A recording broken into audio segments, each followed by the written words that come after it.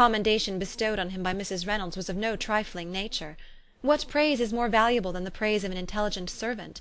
As a brother, a landlord, a master, she considered how many people's happiness were in his guardianship, how much of pleasure or pain was it in his power to bestow, how much of good or evil must be done by him. Every idea that had been brought forward by the housekeeper was favourable to his character, and as she stood before the canvas on which he was represented, and fixed his eyes upon herself, she thought of his regard with a deeper sentiment of gratitude than it had ever raised before. She remembered its warmth, and softened its impropriety of expression. When all of the house that was open to general inspection had been seen, they returned downstairs, and taking leave of the housekeeper, were consigned over to the gardener, who met them at the hall door. As they walked across the hall towards the river, Elizabeth turned back to look again, her aunt and uncle stopped also, and while the former was conjecturing as to the date of the building, the owner of it himself suddenly came forward from the road, which led behind it to the stables. They were within 20 yards of each other, and so abrupt was his appearance that it was impossible to avoid his sight.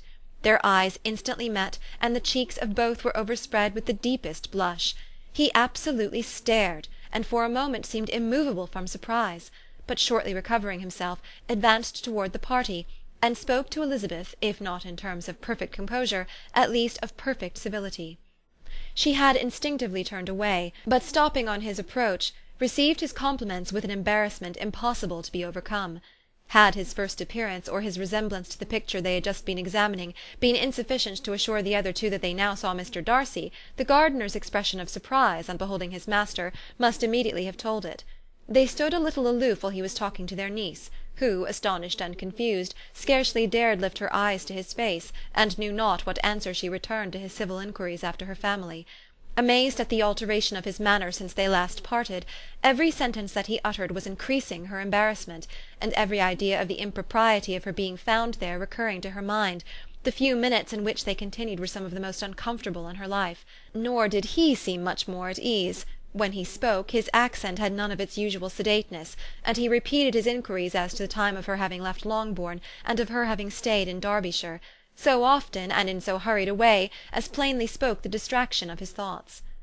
At length every idea seemed to fail him, and after standing a few moments without saying a word, he suddenly recollected himself, and took leave. The others then joined her, and expressed admiration of his figure, but Elizabeth heard not a word, and wholly engrossed by her own feelings, followed them in silence. She was overpowered by shame and vexation. Her coming there was the most unfortunate, the most ill-judged thing in the world.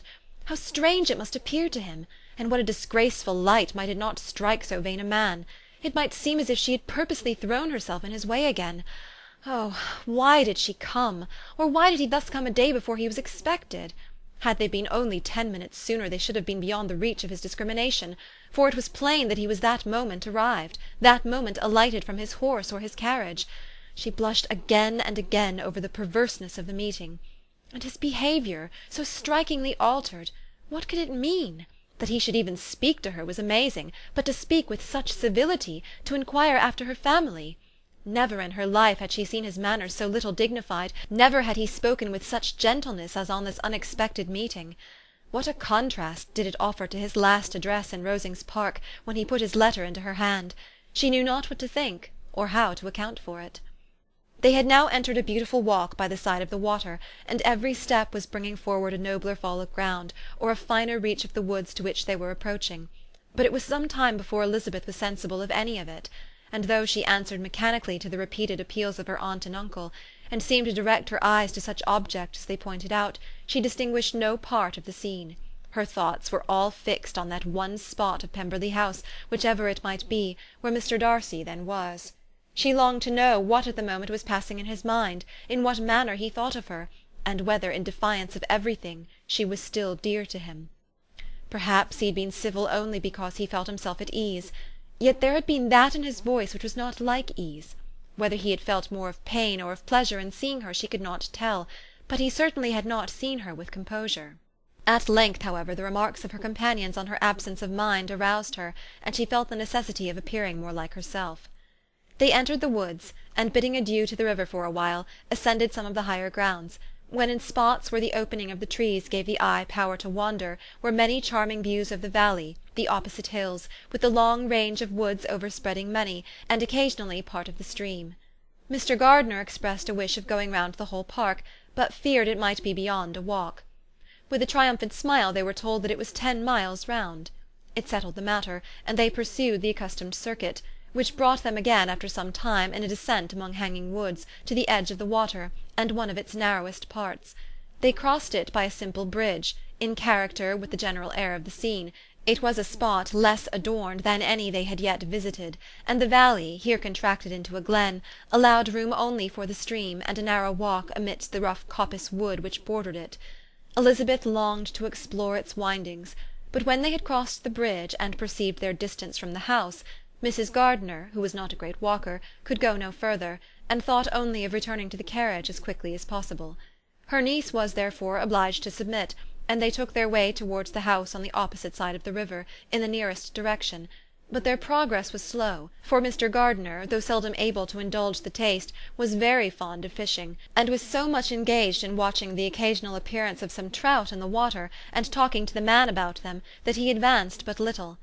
Whilst wandering on in this slow manner, they were again surprised, and Elizabeth's astonishment was quite equal to what it had been at first, by the sight of Mr. Darcy approaching them, and at no great distance.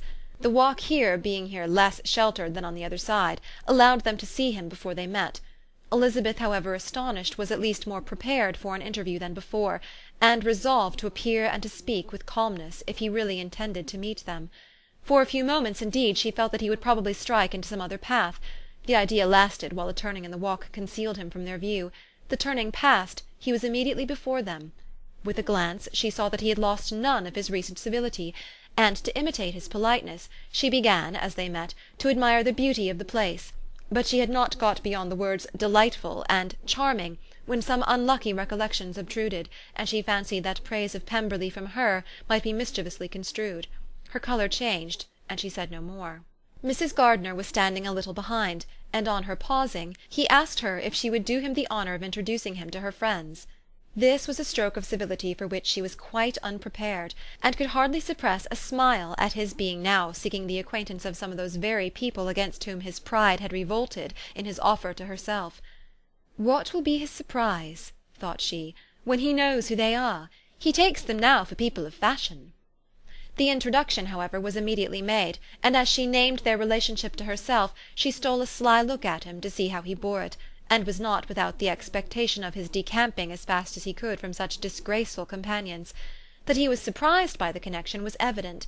He sustained it, however, with fortitude, and so far from going away, turned his back with them and entered into conversation with Mr. Gardiner. Elizabeth could not but be pleased, could not but triumph. It was consoling that he should know she had some relations for whom there was no need to blush. She listened most attentively to all that passed between them, and gloried in every expression, every sentence of her uncle, which marked his intelligence, his taste, or his good manners. The conversation soon turned upon fishing, and she heard Mr. Darcy invite him with the greatest civility to fish there as often as he chose while he continued in the neighbourhood, offering at the same time to supply him with fishing tackle, and pointing out those parts of the stream where there was most usually sport. Mrs. Gardiner, who was walking arm in arm with Elizabeth, gave her a look expressive of wonder. Elizabeth said nothing, but it gratified her exceedingly. The compliment must be all for herself. Her astonishment, however, was extreme, and continually was she repeating, "Why is he so altered? From what can it proceed? It cannot be for me, it cannot be for my sake that his manners are thus softened. My reproofs at Hunsford could not work such a change as this. It is impossible that he should still love me."